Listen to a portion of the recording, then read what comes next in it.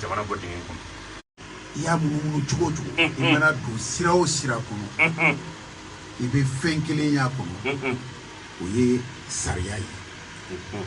tant que sariya in ni maa o maa hakili to a la ka baara kɛ n'a ye a fili n'a gɛlɛya tɛ ban a ti ban. n bɛna tamaserenin dɔ d'i ma a di yan. ne y'a dɔn an bɛ se ka wuli i tɛna ne ɲininka a la parce que hakili tɛ a ye n m'a fɔ k'i t'a faamu dɛ mais ni i ma deli sariya la a yɔrɔ dɔw bɛ na ten a bɛ tɛmɛ e kan e t'a faamu yalɔ an bɛ gɛlɛya dɔ kɔnɔ sisan o ye mun ye k'u m'a fɔ ko deuxième coup d'état wa u m'o fɔ wa an y'o fɔ. ne t'a fɔ n t'o fɔ gɛlɛya nana an bɛ se k'a fɔ sɔrɔdasiw y'a ɲɛnabɔ n'u ka hakilina ye mais gɛlɛya in i tun b'a ɲɛnabɔ ni sariya ye k'a sɔrɔ hali mankan kelen ma k'a la Mali kɔnɔ ani Mali kɔfɛ mɔgɔ kelen tɛ se k'a fɔ o ma kɛ parce que sariya dɔnnaw ou bien u ma ɲininka ou bien dɔw fana bɛ yen k'u bɛ sariya dɔn u sigilen bɛ ɲɛmɔgɔw kɛrɛfɛ u t'a dɔn u tɛ place di mɔgɔ ma i ka sɔ don u tɛ maa wele ka sɔ don a la n'olu t'a dɔn mais u ka baara don an ka Kari ɲininka ne ka baara don an k'a ɲininka a k'a lajɛ an bɛ se ka bɔ nin na cogo di. Ko mun tɛmɛna a mana remaniement Mokhtar Wane ka remaniement filanan a sɔrɔl'o fɛ n'i tun ye ne bila ko n ka sariya ɲɛfɔ Asimi ye mɔgɔ si tun t'a wele hali CEDEAO sen tɛ su Bamakɔ n b'a fɔ Asimi i filɛ nin ye charte de ko an lakanali o koɲa bɛɛ b'e de bolo an ka kɛlɛkɛkow ni lakanani o bɛɛ b'e bolo défense et sécurité e de bɛ occupé a la i ye mun fɔ k'u ye remaniement kɛ ka maga o yɔrɔw la i ma ɲininka charte dun a sɛmɛnen bɛ constitution de la a n'o de ka kan aw taara kali olu de kan e ni bandaw donc n'u ye nin kɛ a ma se marifatalaw u bɛ décret bɔ l'heure kelen mun kɔnɔ dɛ i bɛ décret in ta i bɛ taa cour suprême na i bɛ taa ko référé d'heure en heure c'est-à-dire n bɛ taa cour suprême na nin ye ko teriyalenba de ye a tɛ se ka sigi k'i sigi ka makɔrɔni kɛ. a tɛ waati kɔnɔ kɛ. n b'a fɛ ne nana aw fɛ yan 7h 7h30 du matin yanni 10h cɛ aw k'an jaabi aw ka décret ni Mokhtar Wane ye gouvernement kura sigi ni papier min ye a y'a ɲɔngiri dɛ a kana waleya donc u b'a f'o ma ko ka a ɲɔngiri on va suspendre l'application décret la l'application de ce décret fameux décret la donc ni décret ma appliqué ministre ninnu b'u nɔ la o u ma wuli tugun u ma wuli bilen u bɛ yen i bɛ sɔrɔ ka taa i b'a fɔ wulada fɛ 10h n'aw ye décret in ɲɔngiri n b'a fɛ wulada fɛ a k'a fɔ n ye ko décret in yɛrɛ ye sariya sɔsɔ a ka bɔ a ma pewu a bɛ f'o ma u bɛ na sur le fond u nana 3h cour suprême kelen in nana ni décret a ye mun ɲɔngiri sɔgɔma ko décret in yɛrɛ de man ɲi parce que a ye Asimi jɔyɔrɔ mun dira a ma an ka charte kɔnɔ a y'a sɔsɔ Mokhtar Wane ka décret an y'a bɔ a ma pewu n'a ko a y'a bɔ a ma donc Asimi bɛ sɔrɔ k'a fɔ sigikafɔ bɛ se ka kɛ comme u bɛ se ka taa tribunal la mais sigikafɔ la Mokhtar Wane bandaw sisan Mokhtar Wane bɛ démissionné parce que a ye baara mun kɛ a ye charte sɔsɔ premier ministre man kan ka charte sɔsɔ nka bandaw e yɛrɛ fana i ka kan ka démissionné puisque e ye décret in signé Wane nɔfɛ k'i sɔnna a ka gouvernement falenni na nin cogo la. aw fila bɛɛ ye sɔsɔli kɛ. aw fila bɛɛ ye sɔsɔli kɛ. ne ka sɔsɔli tɛ charte don a filɛ. nka n'aw ma démissionné n bɛ taa n'aw ye tribunal la n b'a fɔ u k'aw la démissionné u k'aw la bɔ yen puisque aw de bandaw e kalila k'i tɛ constitution sɔsɔ i tɛ signé sɔsɔ e y'i kali ne ye n kali e dun nana i ye Wane y'a sɔsɔ i donna a da fɛ a ma ban wa. tiɲɛ la ni bandaw tun bɛ bɔ. A ka d'a ye a man d'a bɛ bɔ Wane a ka d'a ye a man d'a bɛ bɔ puisque o ye charte sɔsɔ Asimi tun b'a ka yɛlɛmali kɛ tranquillement a bɛ taa cour constitutionnelle la hali n'a fɔra ko ne tɛ bandaw remplacer a ma fɔ ko n tɛ sigi a nɔ la yanni mɔgɔ wɛrɛ ka sigi a bɛ f'o ma intérim donc a ye intérim di an ka jamana la marché puisque jamana tɛ se ka jɔ a ma ban wa CEDEAO tena France tɛ kuma mɔgɔ wɛrɛ tɛ kuma o kun ye sariya sira ye wa jamana ka jigi sira fɛn fɛn bɛ n'o kan ka wuli i y'o bɛɛ impliqué a la parce que i ye Cour suprême saisi kalikan kɛra ale de ɲɛkɔrɔ a bɛɛ b'a la parce que i ye Cour constitutionnelle fɛnɛ saisi par exemple la constitution ni voilà o kɔrɔ ye mun ye n bɛ fɛ ka mun f'i ye kuma bɛɛ la o sariya taara de ko ni gɛlɛya nana an k'a ta ka gɛlɛya ɲɛnabɔ munna an b'ale to yen ka taa tɛmɛ sira wɛrɛw fɛ ka na ni gɛlɛya kɔrɔ ye mais ne tɛ jigin a simina parce que sɔrɔdasi don dɛ mais a fana bɛ yɔrɔ min na est ce que kalan sariya dɔnna de tɛ yen wa secrétaire général du gouvernement bɛ yen secrétaire général de la présidence bɛ yen nin bɛɛ ye sariya services de ye mun bɛ bila ninnu kɛrɛfɛ u k'u ladi o tuma o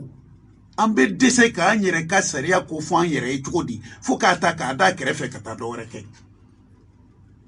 bon Mali bɛ nin gɛlɛyaw ni nin gɛlɛyaw de kɔnɔ an nana don nin gɛlɛya kɔnɔ ani CEDEAO cɛ ani Faransi cɛ ani mɔgɔw cɛ kuma bɛ ka caya alors que sariya tun ye nin bɛɛ ɲɛnabɔ ka d'anw ma an yɛrɛ sago la sɛ tɛ wuli ka bɔ a fan kan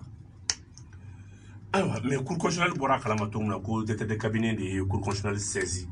alors que ni vacance de pouvoir dun bɛ constater primature ni assemblée président de b'a kɛ vacance de pouvoir tɛ yen koyi parce que i bɛ mun fɔ ko Cour constitutionnelle Cour suprême ne ma serment de Hashim Maka k'a prêter il est vice-président de la transition ni président empêchera qui vient le vice-président donc vacances bɛ min a tɛ yen mɔgɔw bɛ i fili sariya kɔrɔw ni kuraw furancɛ a ɲagaminen don cogo min u t'a dɔn donc vacances bɛ yen n'a sɔrɔ vice-président kun tɛ yen ni vice-président kun tɛ yen vacances vice-président yɛrɛ kɔrɔ ye mun ye sariya la ni président tɛ mun bɛ yen a dun ye serment prêté Mali bɛɛ ɲɛna bɛɛ sɔnn'a ma serment actera a bɛ Cour suprême na ko Hashim ye serment prêté a dun ma sa a ma taa a b'a poste la o vacances bɛ min donc Cour constitutionnelle ye kuma min fɔ a kɛnɛ fɔ yɔrɔ sɔsɔ kuma don Cour constitutionnelle ne kɔni tiɲɛ yɛrɛ la quoi ne yɛrɛ bɛ n yɛrɛ ɲini a Mali sariyaw taabolow la puisque Hashim ye serment dɔ prêté o ma tiɲɛ o sigilen b'a nɔ la hali n'a tun fɔra ko ale tɛ bandaw remplacer directement mais ni u ko k'a bɛ intérim Cour constitutionnelle ko Hashim i bɛ se ka intérim kɛ intérim kɔrɔ i b'i sen jɔ bandaw nɔ la puisque i fana ye serment prêté o kumakan bɛ bɔ Cour constitutionnelle da o de tun ka kan ka Hashim yamaruya ala k'a ka gouvernement sigi problème t'a la mais u nana o fana kɛ an ka segin kɔfɛ na serment prêté bon mɔgɔw n'u ka faamuya cogo don faamuyali tɛ ban ko la ni ne kun don n t'a kɛ tan ne kun don i t'a kɛ tan a man ka kɛ tan o kuma nin t'anw ka hakilina ye an bi Mohamed Ali Bacili ale b'an bolokɔrɔ ayiwa a ye lakilenin dɔ kɛ ka sababuya kɛ arrêt minnu bɔra ale ni sariya tun bɛ se ka nin ko in ban ka sɔrɔ diɲɛ dama don a la an yɛrɛ ni ɲɔgɔn cɛ taabolo tun bɛ yen wulikajɔw tun bɛ se ka kɛ kelen 24 heures maximum 48 heures i tilala bɛɛ la barisabula fɛn min kan ka fɛn min tɔbɔtɔ n'o kɛra o sɔsɔbaga ye o n'o tɔbɔtɔli man kan tugun donc président ye sɔsɔli kɛ wani y'a sɔsɔli kɛ président donna wani ka da fɛ a kɛlen ka décret signé ka deuxième gouvernement formé donc a donn'o da fɛ o donc bandaw fana ye sariya a ye charte sɔsɔ a y'a kale sɔsɔ puisque charte ye droit mun d'ale ma a y'o de di Hashim ma sécurité ni défense ko la ale taama minɛ a la cogo foyi ma Hashim ta minɛ a la donc Hashim nin yɔrɔ nin tɛ se k'o ta ka baara kɛ n'a ye a ma dala Mohamed Ali Bacili i ye comité stratégique membre ye an b'a ye k'a fɔ aw sɔnna primature la fɔ aw ye cɛbɔ kɛ transition in kɔnɔna la aw dun welela siɲɛ caman aw ma sɔn nka primature dira ma aw sɔnna aw ka motivation ye mun ye aw sɔnna mun na mun de nana ni nin sɔnni ye bon n'i ye maaw lajɛ maaw bɛ place ko kuma in de fɔ tuma bɛɛ o tɛ ne hakilina ye non yalɔ waati la ne yɛrɛ ye fɛn dɔ fɔ transition in kɔnɔ o ye M5 yɛrɛ tɛmɛsiraw ye mun ka gɛlɛn ne ma o tɛ primature ye hali ko rectification ne Bacili ko a y'a ɲini mais rectification ye o n k'o ye transition de ko ye transition dun ye kalo damadɔ de ko ye jamana in dun an b'a marali ko kuma de la o tɛ dan transition na M5 bɛna mun de kɛ transition kɔfɛ an ka commencer sa an ka an yɛrɛ yira jamana la an ka dɔ fɔ jamana ye yalɔ nin ye dɔw yɛrɛ ko ko on perdira parce que Shogel de correctification, donc Shogel est stratégie de politique de Atoratala. Stratégie ou pas, transition manaba, nef na yorom fo, Shogel de Fangasi. Parce que jamana inte kalo damado koye agela te pan kalo damado kono iba rectifier ya rectifier ma rectifier abebo kono M5 haklinati wuli ka jodo de kera ko ka falen ke jamana kono ka munde fale tablo jugu munumbe u ka nyini ku nyedo ka fale est-ce que kalo damado de ba fale wa kili damado de ba fale wa kiri drone de ba fale wa munde be na ke ka fe ka yele madu ka jigi sigi kwadi jamana ima kalimania kwadi jamana deuma uka dauka jamana la uka son u yere la ka son ka seria ula uku yere bonya ku ka seria ubonya uka ni yere yanka jamana fanfe be kana ki dama warayi be kana ki dama famai be kana ki dama président be kana ki dama premier ministre ibora ka kuma fo sa o de mali geleo parce que benyana ale de kan kala me ate to la me balia be mali gelea la kojugu ni ame be fenya na bonga nyoko na medi meni shite shilame ere ka kuma do téléphone de kera fembe nyana boyroy bololoyi awa donc e mayewa plainte pour kera nereka mais nyaye bololo de la de amata tribunal la abe fola nyako syndicat magistrature e plainte keneka mais iba soro sisa bololo fana kera plainte yorodoy ala antina me kiribe tike bololo fana kan sanfeo ika jugement me kay réseau ka yele ko do quoi c'est pour dire que réseau be de ala wulila ko ka mɔgɔ kunnafoni mais a ma lawuli ko ka adamadenya jɔyɔrɔ bɛɛ bɔ u place la ka taa bila réseau kɔnɔ jamana fana mara a ka kan ka to yɔrɔ dɔ de la a kuma ka kan ka kɛ yɔrɔ dɔ de la a ka kan ka kɛ minnu fɛ minnu da b'a la n'u b'a kalama mais ni bɛɛ ko k'i bɛ wuli k'i da don a la minnu da b'a la n'o kumana ni y'u neni siɲɛ kelen siɲɛ fila u b'i sigi ne ye mun t'a kalama ne de ye nenikɛla ye ni neni b'a ɲɛnabɔ i bɛ se ka i si kɛ neni na o bɛ jamana ɲɛnabɔ ambe ni wati do kono fanga nyokona me anga nyoko fango donc M5 glana hakilina do de kama transition nana primature dira M5 ma de la ka fo mogo ali primature tede ni M5 ko anye ni de ke candidat avec un président ne Bathily bi deme parce que ne ma M5 ma flemme mogo koye Bathily côté Shogel côté Cheikh Oumar Sissoko côté Montakatal côté Modibo Sidibé côté Madame Si Salamaso côté Ibrahim Kassa Maïga côté Imam Jaraka côté Mwoka côté quoi ala nana ni wati de kan so ala jamana ngele kama kanga wuli kanjo o wuli kajo la beni anya keni M5 toyi mais la beni faka kede ka dafa pour que jamana ka bola donc ni primature dirama amadama ko on nana ni problème bani ede ne rebolo o be nani moye sisa gele ambe a gele ka kofo a chugola nambara ka bola isi ni ame be ko nyana bo ya kofo a chugola mali problème bébé gele mogotina kwina na dro e jina mori ba fale o te Shogel te jina mori a te ka foi fale ya Bathily te jina mori maintenant nana ni hakilina do e ka nyeshanga gele la o hakilina moye anga gele inta ka da keneka jelenya la jamana de onkaye mais o kasro an yere be tablo ni jigo mun kono an dogolente mogola mogo nyabana anga soro mogo ka don an tablo mogo ka don an kuma kan mogo ka me o ka don nambara tanga foi la ka dana ata ka danka donc nambora ni munya utuma de obedana ouais mais mon ami Bathily est-ce que bi ni Shogel maseka primature joro mine fa M5 la benendo ka akelewa ay M5 la benendo ka Shogel demedi Shogel na ma fe ka fa Shogel teo M5 de masi oh nyo famille donc ça ni Shogel nana fon fen kan ka ke ka deme yani M5 ki la ben Shogel keleli kama bi la be ademeli de kama na ya deme na masedu ay M5 ta ala delito yo oh mais ala kana na la ke ni ala ya ke oye ambe perdu le parce que Shogel ma perdu ambe de perdu la mon ambe Shogel kele nana njera barala nana njera o croit Shogel ma perdu ambe de perdu ro donc nini mo jera muna mo re de se ki kele do re se kana sa luna fa M5 ge mais Shogel kele te ge non ni ne nyini ngare ne ba fo ambe domina ikobi ne ni kuma fo ambe de be nyogon tike mine Shogel côté o de ake ma fo mo ka bo ala Shogel côté donc ba fo te Shogel fait dɔw b'a fɔ n b'a fɛ dɔw b'a fɛ ne t'a dɔn ne n b'a lajɛ dɔw b'a fɔ ne tɛ Bacili fɛ dɔw b'a fɔ n bɛ Bacili fɛ dɔw b'a fɔ Bacili ye n tɔɔrɔ ne yɛrɛ y'o nin bɛɛ mɛn a bɛ fɔ ma mais ne ka point de vue ni ne y'o ta ni M5 nana ni sira dɔ ye n'o ni ne ta tɛ kelen ni bɛ M5 la n bɛ n ta da kɛrɛfɛ n bɛ tugu M5 kɔ puisque n man kan ka fara M5 la an n'a sɔrɔ a ta ni ani jamana ta ni Choguel kɔni ye mun kɛ ni tiɲɛni don an b'a fɔ a ye tiɲɛni don o kɔrɔ tɛ k'an y'a kɛlɛ o an b'a fɔ Choguel tiɲɛni don a dabila ouais ne bɛ ka kuma bɔ o la sanfɛ n'a ko sisan Choguel tiɲɛni don a dabila Ala y'a kɛ a tugura min y'a bila place in na a tugura ka hakilina kɔ parce que an y'a ye k'a fɔ n'a tugura anw tɛ Hashim kɔ koyi ayi mais ni tugu Choguel tugura Hashim kɔ mais anw bolo Hashim fana bɛ Mali de kɔ a b'a dilanni de kɔ ni Hashim tɛ Mali dilanni kɔ an b'a kɛlɛ kɛ ni Choguel fana ko k'a b'i fara Hashim k'a place nɔfɛ o tuma an b'o kɛlɛ mais ne bolo o tɛ ko M5 ye fɛn kɛ o ye Choguel filila Hashim filila Hashim n'a kan ye mun fɔ ko fanga ko tɛ ko wari ko tɛ ko jamana k'u fana nana an dɛmɛ o de dilanni na u m'a fɔ parachèvement wa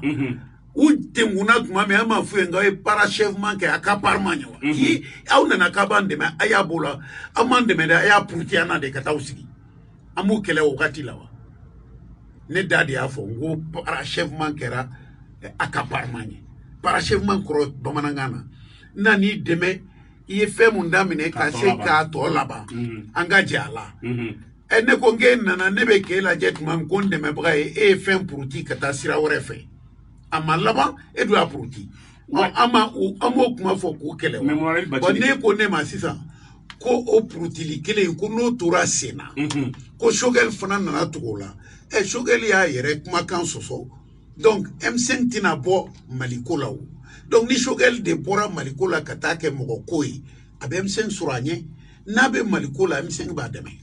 ouais mais aw ka danaya ye jumɛn ye nin na mɔgɔ min ye i janfa siɲɛ kelen o tigilamɔgɔ seginna o kelen kan tugun a ye fanga ta cogo min na a nana tun ka balo o su kelen k'a ye primature da aw ma ka bali k'a di est ce que kuma dɔ tɛ aw k'aw man kun aw bɛ wuli ka don min na jamana fɛ na ne ɲininka wa e bɛ o yɔrɔnin fɔ cogo di ne b'a f'i ye ne b'a faamu non pas que u bɛ fanga d'aw ma dɛ mais ne y'a fɔ hali ne kun t'a dɔn nin bɛ kɛ ni mɔgɔ mun ye n ka interview lamɛn Faransi n ko bandaw bɛɛ ka taa a kunkolo fara koko ko jamana jɔra a bolo pewu ninnu fana tɛ yɛrɛ faga su ye o n'u ye sira dɔ ta hali n'u y'anw janfa k'a sira ta u m'anw wele ko an cɛ ka ɲi u m'anw wele k'an ka ko ka d'u ye u dɛsɛra ko dɔ de la n'u y'an wele koyi voilà donc n'u dɛsɛra an bɛ ban o la ka jamana to o gɛlɛya kɔnɔ aw sɔnna an bɛna jamana de nɔfɛ puisque anw ye kɛlɛ kɛ jamana in de nɔfɛ k'a bɔ i bɛ k'a bolo n'olu nana puruti a ma ɲɛ u bolo o tilara ko an tun t'a fɛ an n'aw ka jɛ dɛ mais n'an mana jamana a bɛ ɲini k'a k'anw bolo kɔnɔnafili ye n'an y'a dɔn an bɛ se ka na kisi halisa an bɛ na donc aw ka priorité ye mun ye sisan primature min dilen filɛ M5 ma aw ka senba fɔlɔ aw yɛrɛ sati comité stratégique bɛ se ka dɛmɛ fɔlɔ jumɛn di Choguel ma n'a ka hakilina ye ayi anw ye mun fɔ Choguel ye yann'an ka na fɛn kuraw tɛ o an ye point dɔw fɔ jamana kɔnɔ fo k'o dilan de an y'o fɔ k'a daminɛ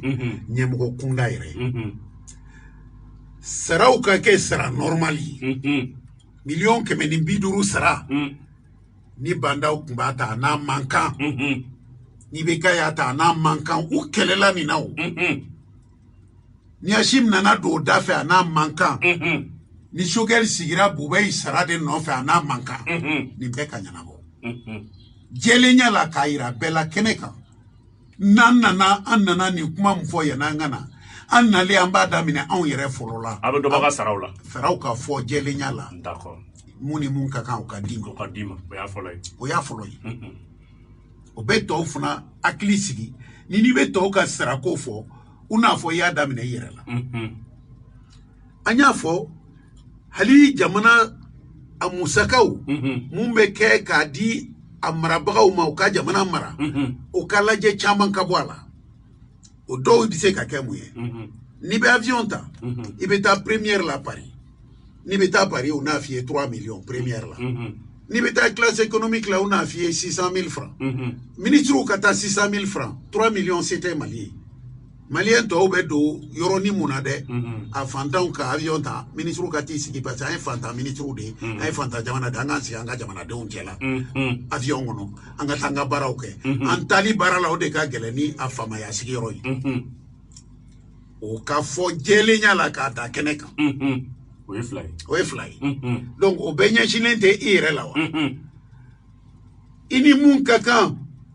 déplacement na jamana yɛrɛ kɔnɔ mobili hakɛ mun i ka essence nin bɛɛ ka jate téléphone hakɛ ka figi nin bɛɛ la ka sara ɲɛnama di ministre ma a kana to jamana téléphone na ka $3 téléphone kɛ i b'a sara 500 a bɛ $3 téléphone ci a sara $1 n'i tila i k'a fɔ a ye i ka téléphone yɛrɛ k'a ta dɛ point barre ka nɔgɔ voilà a sara $1 ni tila ou bien $2 i k'a fɔ n'i y'a bɔ i ka voiture officielle la fɛn o fɛn b'i ka du kɔnɔ ciw ni fɛnw na i yɛrɛ ka carburant k'i kun mobiliw bɛ sigi sisan a ye nin fɔ sɔ kelen mais est-ce que i b'a dɔn nin jati bɛɛ kun talen don k'a kalan kɛ k'a ban k'a jati minɛ k'a papiyew bɛɛ labɛn o ma kɛ anw bolo tan dɛ nin kɛra an ye nin kɛ k'an to IBK ka gouvernement kɔnɔ ka nin da yira IBK la o banna ma de Koniba Sidibe de y'a labɛn hali ta o document b'an bolo an labɛnnen don koyi an tɛ kuma n'an kun fɛ donc nin kumaw ma bɔ mun na parce que a kɛra IBK tile document labɛnnen don fo ka taa n'a ye ka jati kɛ k'a fɔ tiɲɛ la aw bɛ ministrew sara 100 ani 80 mais réellement wari mun bɛ don ministre kelen na kalo kɔnɔ n'i ye musakaw bɛɛ lajɛ a bɛ t'i jɔ fo $4 millions la mais pourquoi a tɛ ministre sara $2 a yɛrɛ k'i jɔ n'a kunko ye tiɲɛni ka bɔ a la mun na aw bɛ 100 dɔrɔn d'a ma 100 fana tɛ ministre sara donc Koniba Sidibe ye nin hakilina in fara ɲɔgɔn kan ni farala Koniba Sidibe kelen ni farala ɲɔgɔn kan Koniba y'a baara kɛ mais a farala ɲɔgɔn kan gouvernement kɔnɔ ka ministrew ka jɛ ka sigi k'a fɔ tiɲɛ la an ka nin fɔ IBK ye an ka jamana in bɔ nin gɛlɛya kɔnɔ a y'a fɔ a ye a papier labɛnna fo k'a di ok mais a kɛlen k'i ban k'a kɛ mun na aw yɛrɛ fɛnɛ m'aw ban k'a fɔ aw jamana aw ye ɲuman min kɛ n'a ma sɔn ma a bɛ démissionner aw dun ministre 3 ye si ma démissionner aw maliyɛnw dɛ aw ye démission kɛ koba ye démission ne bɛ mɔgɔw mankan mɛn k'i démissionnaire ni démissionnaire k'i bɛ i t'i sigi de est-ce que ne kun taara n sigi n ka so o de bɛ nin ɲɛnabɔ ne ye baara mun kɛ ka mɔgɔw ka dɛmɛ u ka dugukolo ko u ka sariya la k'a to gouvernement na ni n kun démissionnaire n b'a kɛ yan n kun bɛ mago ɲa mɔgɔw ye yan n b'a fɔ dɔrɔn nin ma diya ne ye donc n'a ma diya n ye n bɛ taa n sigi n bɛ jamana to a tiɲɛbagaw bolo i ka to fɛn dɔ la ka kɛlɛ kɛ k'a dilan jamanadenw ka dɔn jaja nin ko in tiɲɛni min b'a kɔnɔ jaja mɔgɔw bɛ yen mun bɛ se k'a kɛlɛ o nafa ka bon i ma démission ye i bɛ démission kɛ mɔgɔw maliyɛnw ye démission kɛ ko cɛya don démission bɛɛ tɛ cɛya ye dɛ a dɔw fana ni fugariya ka kan mais ne ye dɔ ye o démissionnera o y'a fɔ ne wagati la ministre la ma n b'a tɔgɔ fɔ Mohamed Sida Diko a nalen aw réseau mɔgɔw ko Mohamed Sida Diko ko k'a démissionnera Bathily tile la n ko ala bɛ ɲɛ ka bange kalo Adama Sangare kelen in ka dossier de dira ma k'a ka minɛ i ban ka sɔrɔ k'a fɔ ne ni ko n ka Adama minɛ ne ni tɛ se ka baara kɛ a m'a fɔ démissionnaire a m'a fɔ l'ex-ministre de la justice o de nalen kɛra k'a démissionnera avec Bathily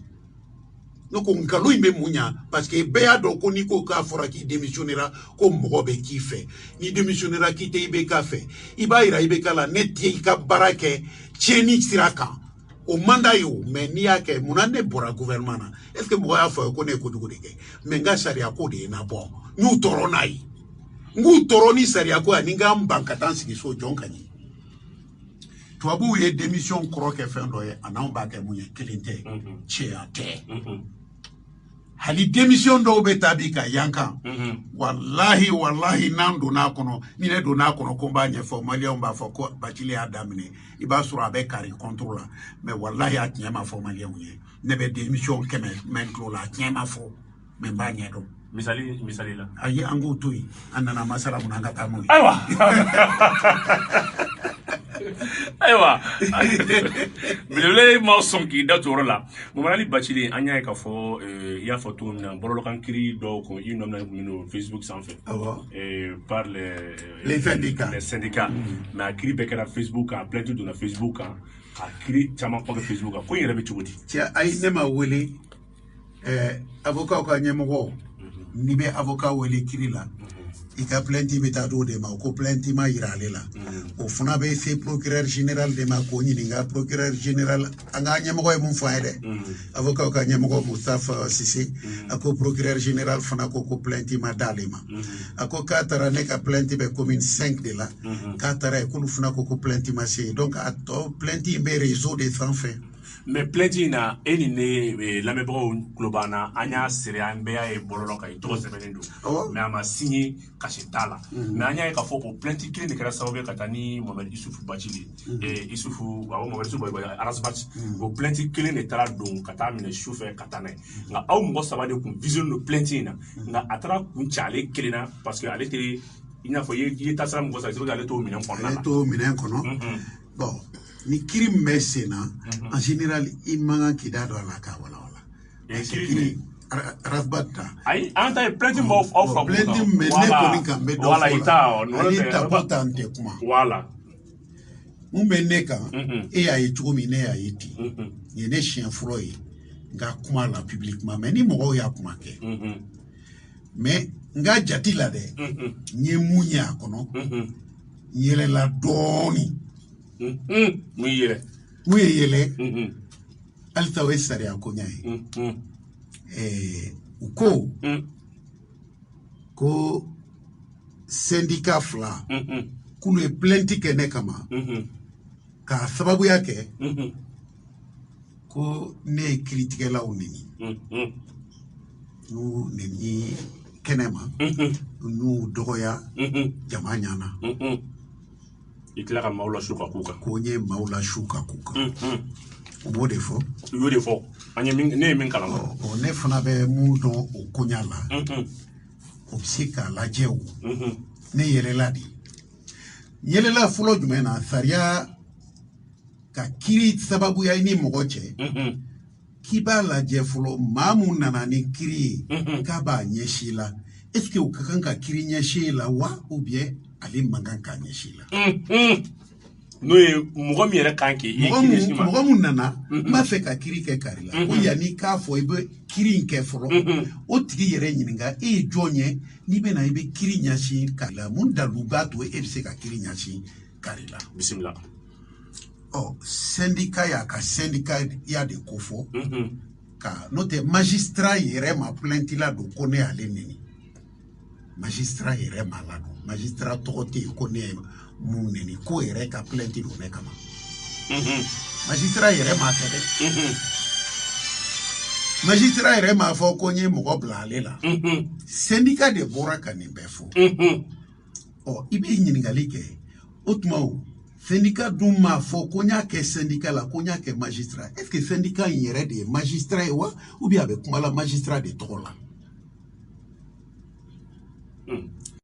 a bɛ se ka kuma magistrat tɔgɔ la a n'a yɛrɛ ye magistrat ye a bɛ magistrat ka ko ta ka k'a yɛrɛ tɔgɔ ye ka kuma ni magistraya dalu ye o tɛ sariya ye a mɛ ne ma an ma nin yɔrɔnin faamu dɛ voilà e k'a walawala tubabukan na n b'a f'i ye n'i bɛ taa sariya la o k'a sɔrɔ dalu b'i bolo i yɛrɛ tɔgɔ la an y'o faamuya syndicat médecins ka syndicat tɛ yan UNTM tɛ yan e de la k'u ye ka plainte porter mɔgɔ kan k'u ye médecin dɔgɔya wa ne m'a ye fɔlɔ o tuma médecins tɛ dɔgɔya wa médecins bɛ dɔgɔya baarakɛyɔrɔ joli bɛ yen ni syndicat b'a bɛɛ la mais i ma deli ka o syndicat si ye tribunal la k'u bɛ kuma o baara kɛ syndicat médecins ka syndicat santé ka syndicat est-ce que u bɛɛ ye docteur de ye wa n'i taara k'i bɛ plainte porter o k'a sɔrɔ e ko ko tu es outrage à magistrat syndicat de y'a porté donc o tuma syndicat in de ye magistrat ye wa mais est-ce que mɔgɔ bɛ se ka kɛ syndicat ye k'a sɔrɔ i tɛ magistrat ye wa mais si syndicat sariya la daluya de dir'i ma i ka fara ɲɔgɔn kan ka maa dɔw dɛmɛ u ka baara kɔnɔ an na so i t'u dɔ ye Aïssa nous doit mais ebe fra donc kan ni jekulu o jekulu yere de magistrat mais avec ma magistrat autola ale yere syndicat yere de magistrat abisi c'est-à-dire ko ibisi ka kuma autola syndicat yere personne morale voilà mais ikana bo ni kan ni tay ko ni yere be ni kay ba fo yere de magistrat syndicat te critique nga be critique la ko nyina ba ku fa nyoko ma critique syndicat ti mo datu nga fanga be muna le problème mais fier o mané nominé wa ma fo tiere kita kuma ka ona ne amede ta tiena ngalono mais do ma bo kita ko justice sugu fier wa awo o ma ke wa awo o ma bo ko procureur sababu la ko do saraka sola wa ne ma fo de o kara kita o ma ke kita awo boucher ken est-ce que vous avez un syndicat nominé au Sénat, la syndicat de Oufra? Aïe, et pour quel ni? Il sait qu'un syndicat nominé, Kouabi, c'est pas comme un syndicat corrompu. On a des blagues qui t'a procuré, non, la Mounabi, blague, on l'a quand même réglé. Donc, Badji, c'est ça, non?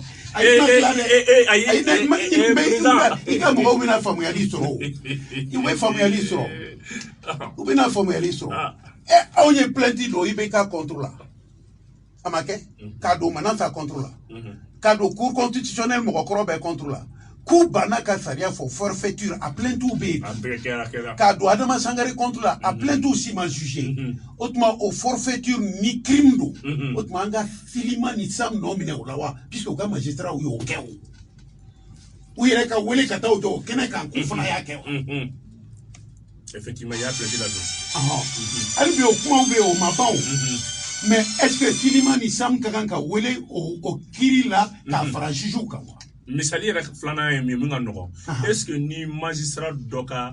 ko jugu de ka dola est-ce que Sam ni Silima de beto o kaso ke wa ko lo ke wa kuna sino a je do nyame ku wulila kata delila kita e no be delike ko jonta delila kita nyame de nyame aka bololoka o Sam ni Silima tara kita uni kita autorité ou nyonye pour que juger nga fait katoi muna ubeto de like muna ote kita ka unomine ku ko tribunal ke rasuku fiei muna ote kita ka unomine ko ko e wabi sabadi kita ka kon ka ko aidra ko ba ni fora be yana tena ngalo neto lo mais muna samtu nomine lu fana ma do fo juge ma wa ma fait ka sam nyininga Otmani anye do nomine ku ye suro femine Sam fana kanga mine ko Sam ye suro femine wa Silima ya mine wa non yele ko do e refle yele la ay bajiri mi ni na yele mi ne toro kakla kana na yele tena daga président yenga ne ma son yoron na fo muna parce que mo siki ne tara kasola ni outrage ko ina nga ama wala fo bi alors que adum be Sam Silima nga plainte ibido o de be nere jini parce que tuma be bajili kilin to be beda akakele ni vena Sam ne to do ala note ABC halirat batman ne makwa yalo o te dore nyere den ko ndanga activiste ya bwala menti kuma muna parce que mbafo una fo ka dindo akumana una fo bajili dabe ko bela mais na seri yerema ina obligé ki nyefo ne nyini nga nyere ka de la ngominda do de la o de ake meka ouais mais e bora ka Sam ni Silima ka défaut de qualité mon for pour leur plainte ou ka plainte badin kena ka ke ni kumara ali itse ka wele ki la sika kuma ne ki ni hati da nyona ali sans plainte fla visile no anga demsen fla contre la France femi Malika Fima ale ni Chiko mais ye i bora ka se fait tout mina nya fam noani do de la ali kumpimba re ni kono o de na yele kwa aka no o de na yele kwa ni ko ni do fora juju ma forema o to ni juju ko jugu ngey fana yake me ko ko de fina kuma bana donc ni juju ko jugu ngey samta yere yo kono munani kuma mu fora juju ma samba na kabe mo da tuku kasola Silima be mo da tuku kasola syndicat to be mala do be fo o ka mo be mu défend mais ou de la kata ni jonya ku bi da tuku kasola droite Silima ni Sambulu syndicat ou tchela kateme toka oni toka droit pays clini donc qualité yere rola ne be yere nyiniga voilà be yere nyiniga est-ce que nous de kakanka ne welewa ou bien kinye ba procureur de kakanka wele kinye ba président de kakanka ne wele puisque ne do fulu de mais nous ma ne wele ni sami choko u place la otuma sambe son kiri wora la anga fana choko juju no lawa ne ka kiri mu be pour forfaiture otuma te sam fraka ali ka fara otuma te silima fraka utna se ka ba o ma de puisque u bi fara juju kan donc anyuma na juguma ka fara juju kan nga be nyana bo abana anyuma na juguma awa outrage koro fora mbalma aya famia ka ide ka fo défaut qualité do be outrage la mais amba ka fo munu tra kasola alaka okumana unyumambo munu be kasola alaka boda nyanduma munu ira kaso fene ka ka bo u ka yafa mali togola ka fo outra totola qualité mun ko nga effectivement ko nga fese tan ka fo ma be se ka barake kuluka hakela fasa ibse ka nyeta la fasa ibse ka bara la kana nga femi ki bla areka la gauche na ka toro na a place la amba foko la peine est personnelle beba donc a fo okmana ni yoroni wala na ka nyefo ngali bi sebolu de nu ya ka tugumina ambe ala ko oho setu e sebe sharia e mabel ni be kuna mo kuna foni kana farati ka fo sebe mae ayeregi c'était samie c'était silima e monte sharia kono ubi nyesine la ni sharia sede ye non te uyere kum se ne tu donc asira tu yere la mais ni efla ulu yere kum te ne ka problème ye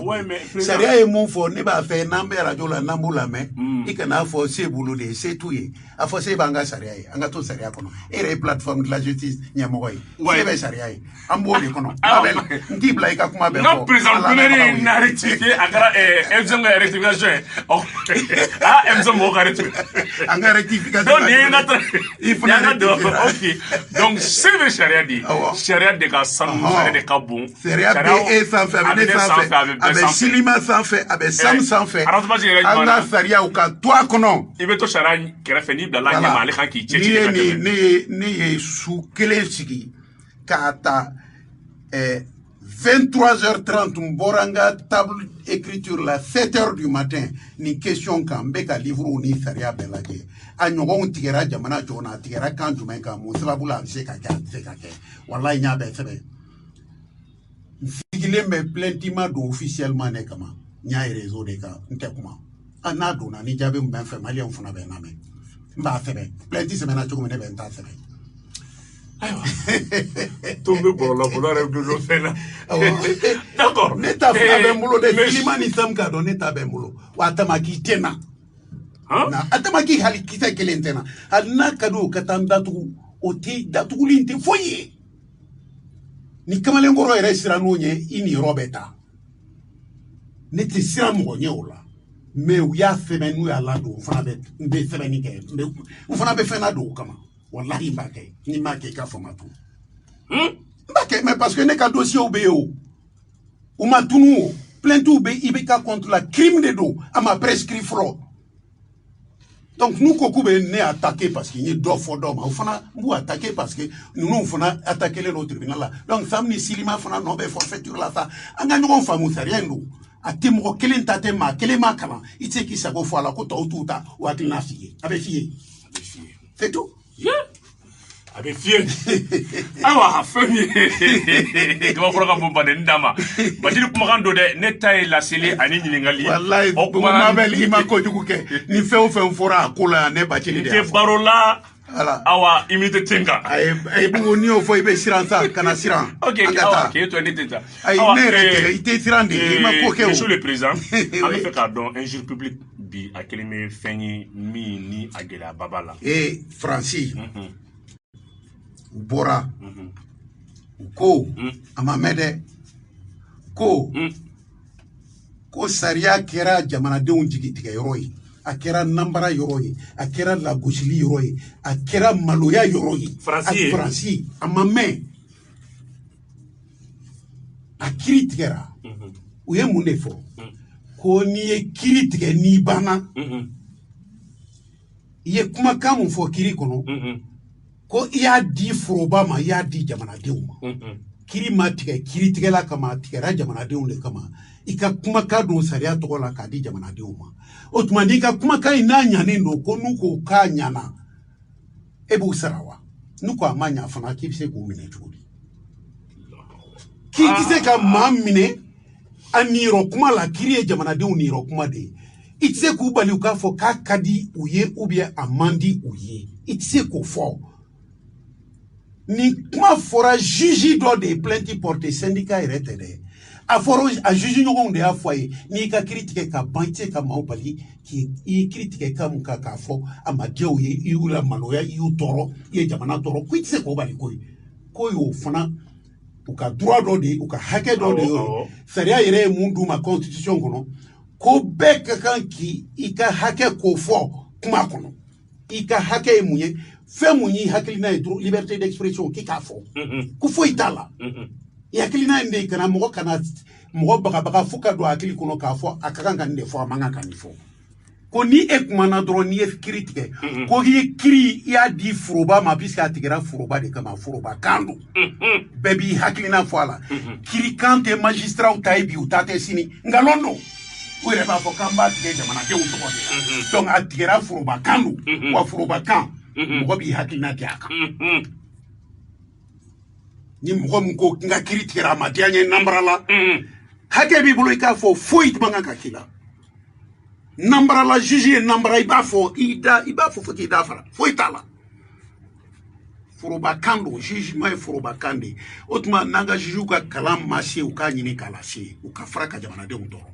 musa ko bin jeni fanga don mɔgɔw tɛ kuma jugew fana kana fɔ ko u bɛ bara biri mɔgɔw da la ko kuma tɛ kɛ sariya ko la mali la n'u y'a fɔ tɔw ni a kuma man kan nka bɛ tigɛ ko au nom du peuple fɛn bɛ tigɛ au nom du peuple peuple da t'o la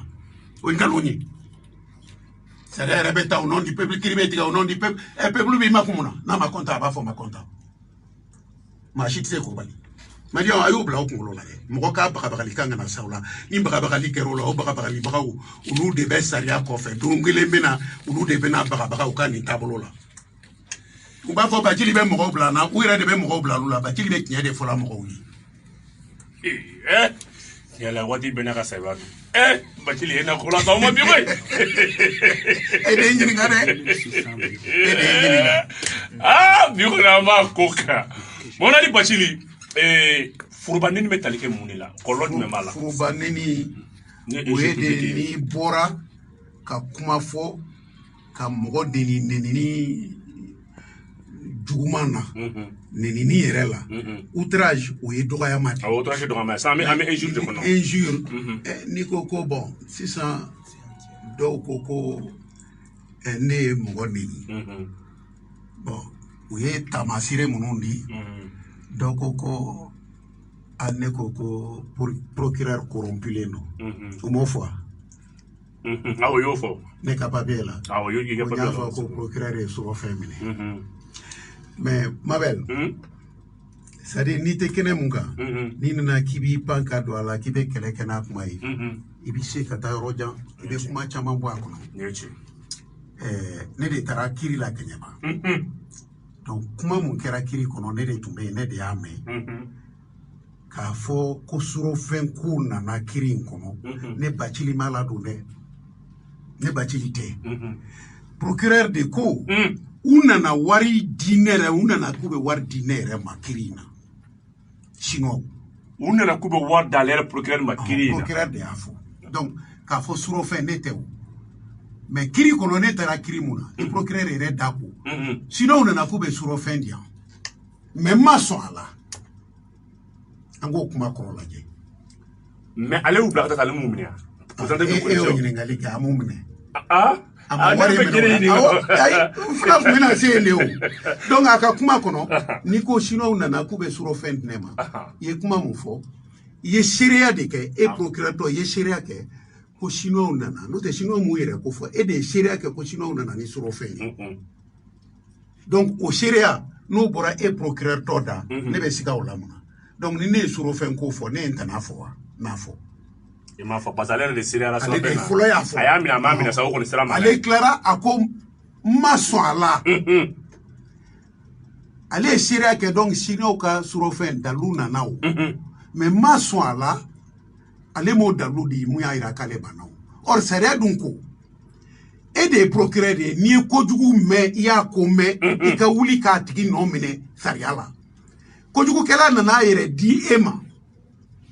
mɔgɔ nana i ma ni surɔfɛn sariya ko ni surɔfɛn nana wari jugu don a minɛ i k'a di jamana ka foroba wari marayɔrɔ la trésor public la taa verser ale m'a fɔ k'a y'o fana kɛ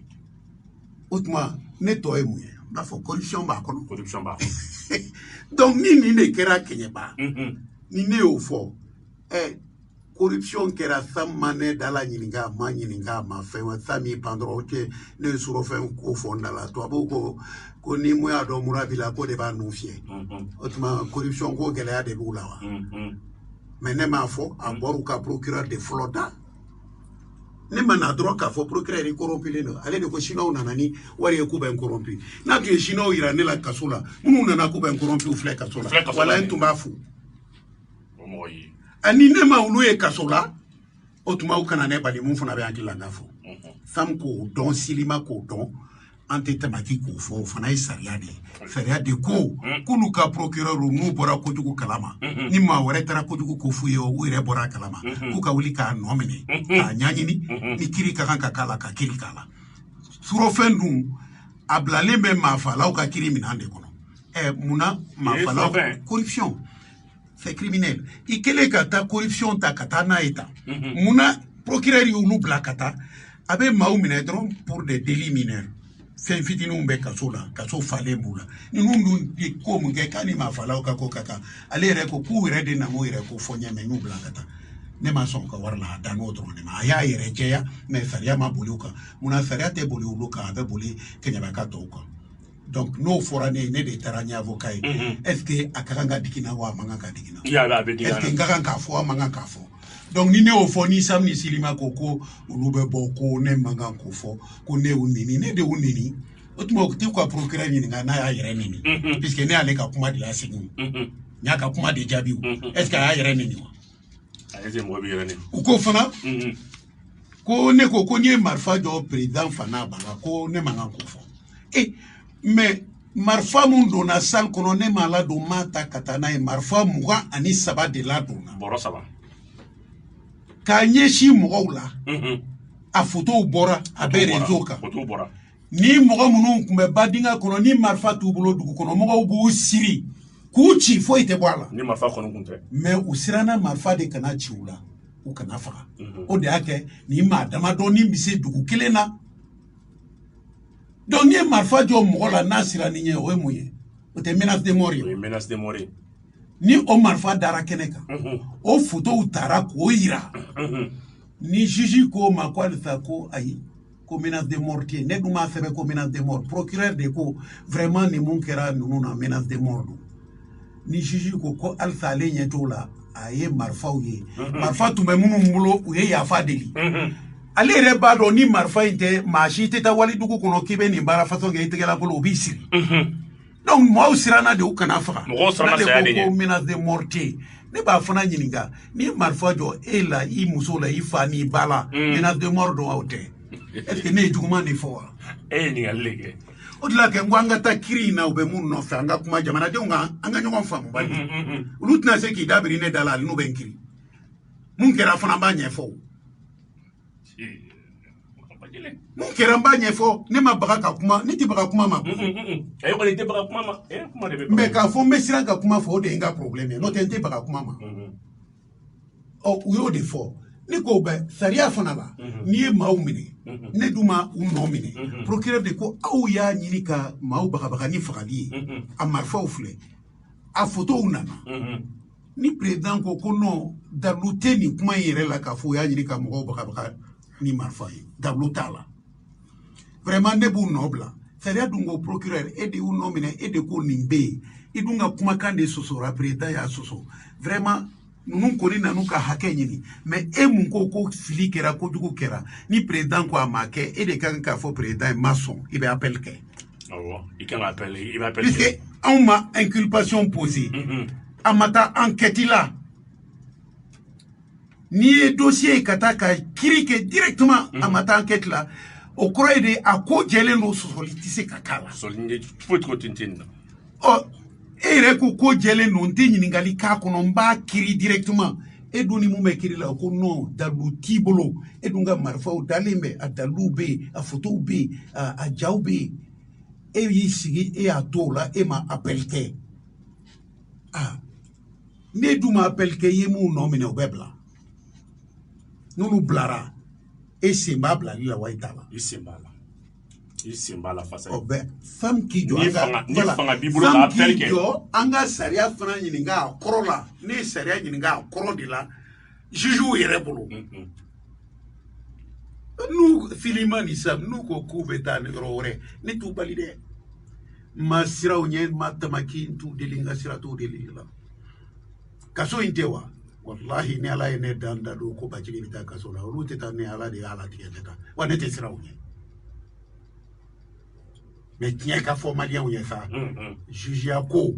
a tiɲɛ ka fɔ jugeya in tɛ a dama fanga ye Mali kɔnɔ sariya de bɛ fanga dɔ di bɛɛ ma sariya de bɛ ko bɛɛ ko fɔ an ka sariya in fɔ an ka kumaw kɔnɔ ne bɛ sariya de fɔ la ne ka sira tɛ juge ka sago la a diyara a ma diya o tɛ ne ka problème ye n t'a ɲini k'an yɛrɛ man diya ye n t'a ɲini fana k'an mangoya ye mais n bɛ sariya fɔ n'o fɔcogo de y'ale dimi yɔrɔ ye a bɛ n jaabi o fɔcogo de la kana fɔ k'a bɛ bɔ k'a bɛ mɔgɔw bagabaga nin bɛɛ kɔrɔ fana n'i ye ne ɲininka mɔgɔ caman na siran ka kuma dɛ a plainte kɛra Bacili yɛrɛ kama n'an ma sabali Sam ni Silima peut-être a lawulila o de kama ka jamanaden tɔw bagabaga n'an ka nin plainte ani fɛn ma bɔ a la u kɔni na mɔgɔ caman na siran bon maaw n'u y'a lawuli o bagabagali de kama ne fana b'a fɔ maaw ye aw kana siran o bagabagali ɲɛ aw ka hakɛ y'aw ta ye Sam ni Silima ma Mali san u ma Mali jɔ olu yɛrɛ dilanna Mali de kɔnɔ sariya dɔ de kan sariya dɔ de b'u ko fɔ an k'o to sariyaw kɔnɔ bani a banna awa Mamadu Ali Bacili an b'a aw ladɔnya k'a fɔ aw sɔgɔlen dɔ ka radio de la n'o ye radio Dakan page minnu k'a bila Media A ale b'a la fɛn min ye Dakan page officielle ale yɛrɛ fɛnɛ b'a a la page bɛɛ sɔgɔlen bɛ ɲɔgɔn na diaspora malien na aw ka ca ligne kan kosɛbɛ ɲɛbaaw la aw bɛ ka vraiment message minnu bila an b'aw fo ka waleɲuman dɔn hali n'a y'a sɔrɔ i kɛra n kɔ dɔn mais vitre la ɲɛ b'a la ayiwa an bɛ taa an ka baro kuncɛ laban na sinsin laban na an bɛ k'a fɔ Mamadu Ali Bacili kɛɲɛbagaw ka kiiri dɔ bɛ yen dɔgɔkun nata a ko bɛ cogo di a ye n bɛ t'o la ni tɛ n da don kiiri la n'a ma kɛ o ma dɔn n'i y'o kɔlɔsi parce que i man kan k'a kɛ n bɛ taa kiiri in na comme avocat n bɛ don a kɔnɔ comme avocat n tɛna fɛn fɔ kiiri in fana ma cogo wɛrɛ la mais u bɛ mun fɔ la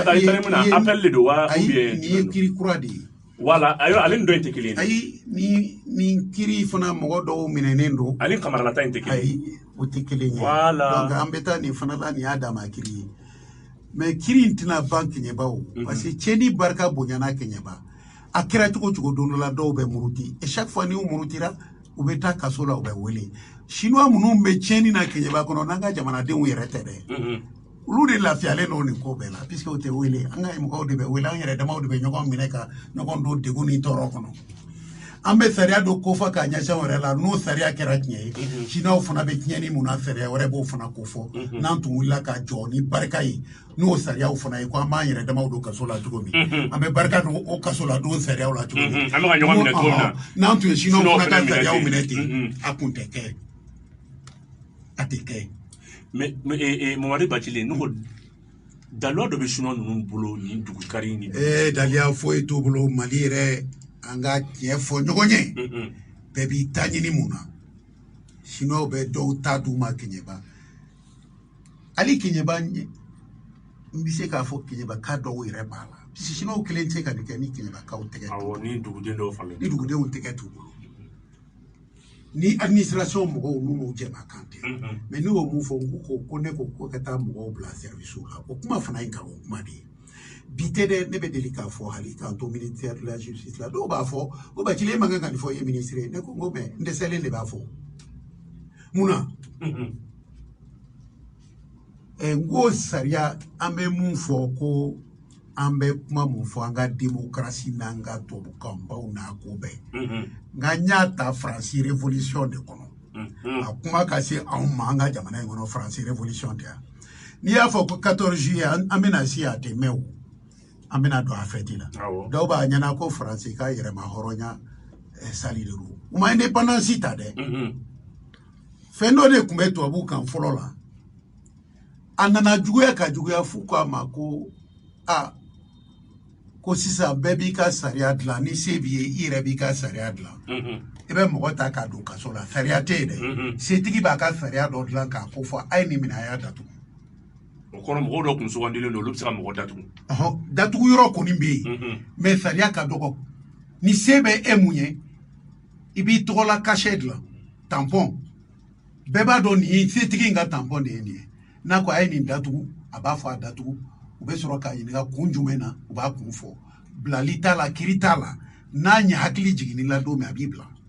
a bɛ fɔ o ma lettre de cachet non an ka dɔnniya ɲini a kɔnɔ bani sariyantanya de digira tubabuw la ka digi u la ka digi u la ka digi u la u wulila ko de banna sa mɔgɔ si tɛ mɔgɔ k'i sago ye tugun sariya de bɛ bɛɛ ko fɔ tɔ mɔgɔ si tɛ mɔgɔ k'i sago ye donc tribunaux tun tɛ yen kaso de tun bɛ yen n'a bɛ fɔ o ma Bastille e bɛ mɔgɔ don kaso la kiiri t'a la i b'i ka lettre de d'a kan a bɛ fɔ o ma lettre de cachet n'o taara di Bastille la i bɛ minɛ k'o datugu o lettre bɛ da yen tant que e ma lettre ci ko k'a bila a tɛ bila donc mɔgɔ ma taa juge kɛlɛ o puisque juge tun tɛ yen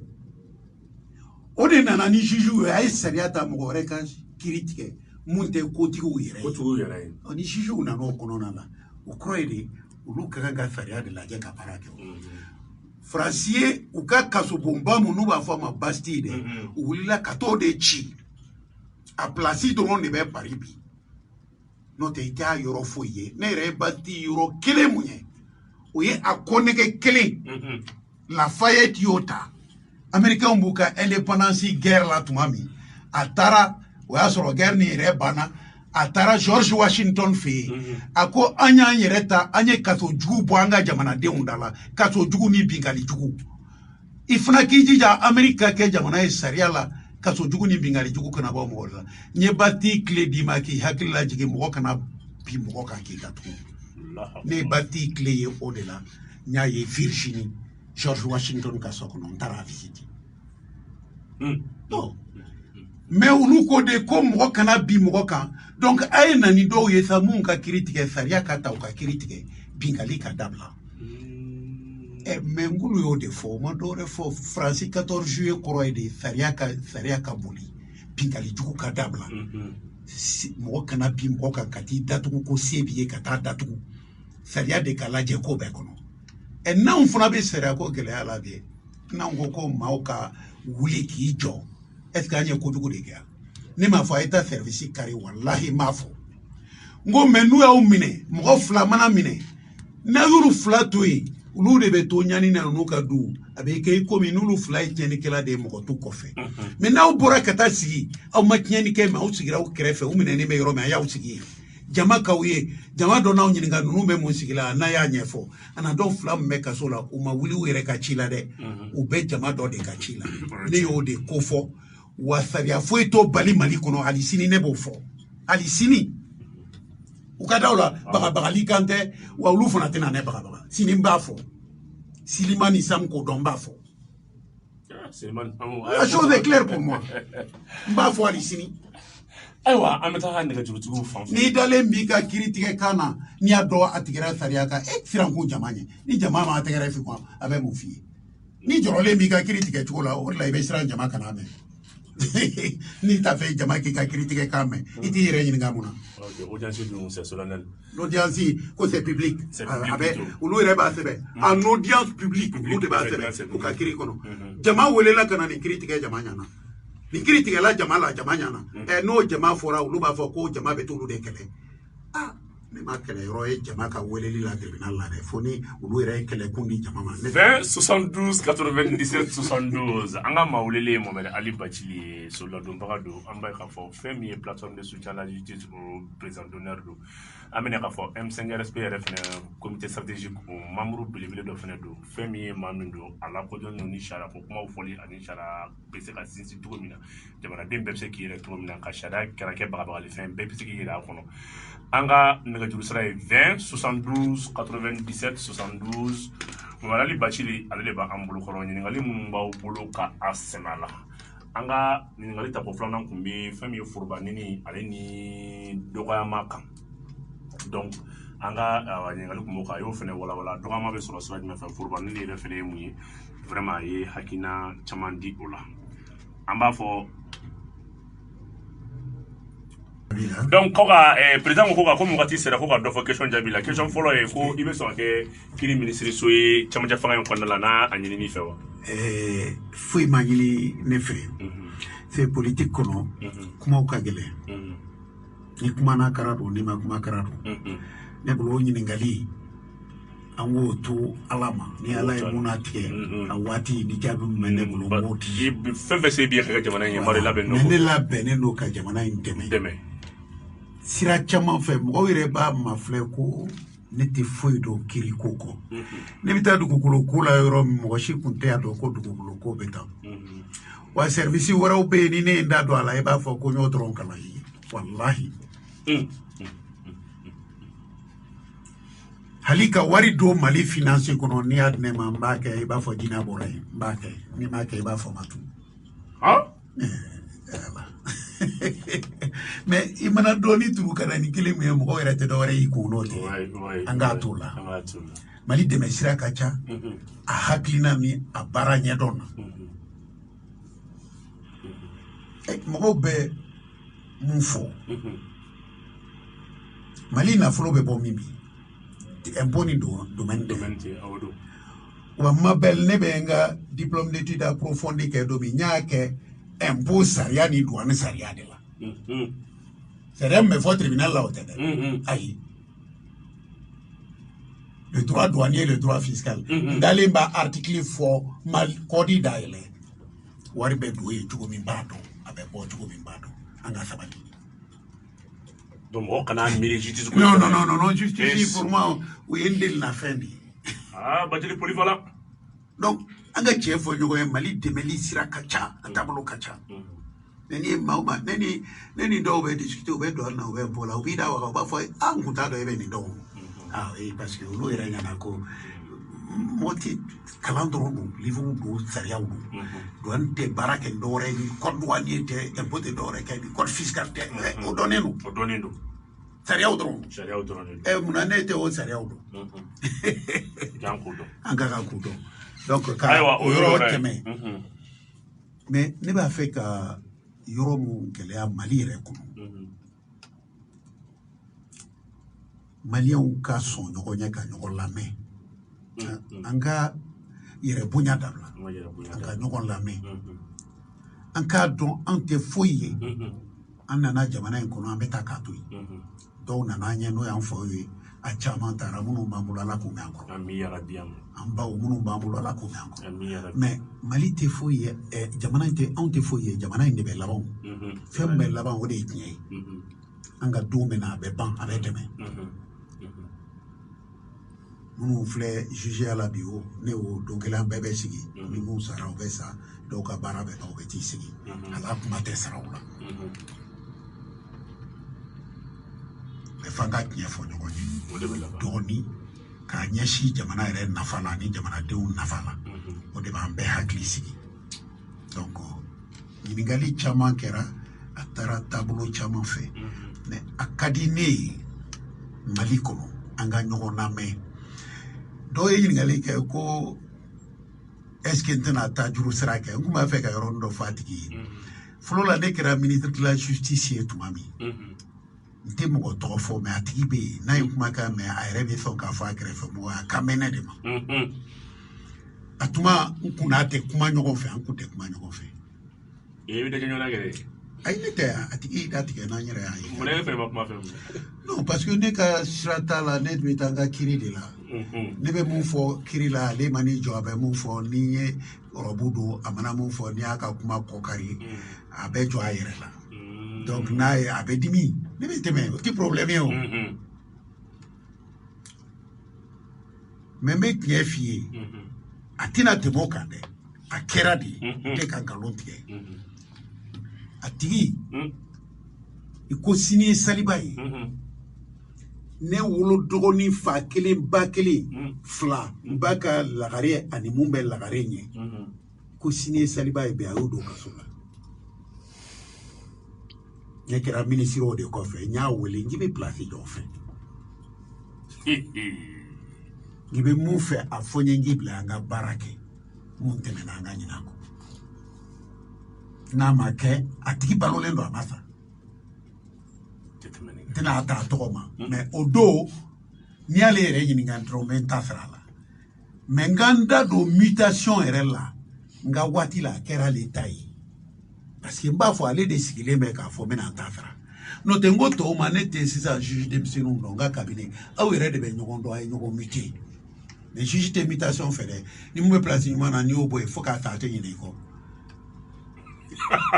mun i mana mɔgɔ min bila place ɲuman na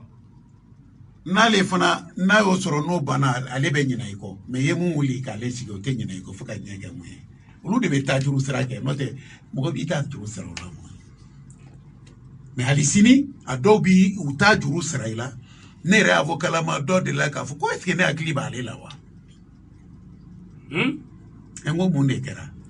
avocat la ma n bɔlen ministre la ko est-ce que ne ko hakili b'i la a y'a ka kuma fɔ n b'a fɔ n y'a jaabi n tɛmɛna pour te dire que taa juru sira nin ne ma dala ni ministre bɛ sɔn ma quoi ministre jɔyɔrɔ mun dir'i ma ani responsabilité min b'i bolo o ka bon o ma sa o ye mɔgɔ deniya de ye mais ne ka n da don mutation na a kɛra o kelen ta ye n ko mɔgɔ kelen bɛ yen ni o ko a bɛ taa yɔrɔ min n b'a fɔ a b'a bila yen wallahi n y'a wele n ka bureau de kɔnɔ cɛ tɛ muso tɛ n bɛ yɔrɔ min fɛ dɛ n bɛna mutation k'a fɔ n ye a y'i lajɛ ka lajɛ a ko gosi i bɛ mun fɛ n'i tɛ se k'a kɛ i b'i t'i miiri sini ka na fɔ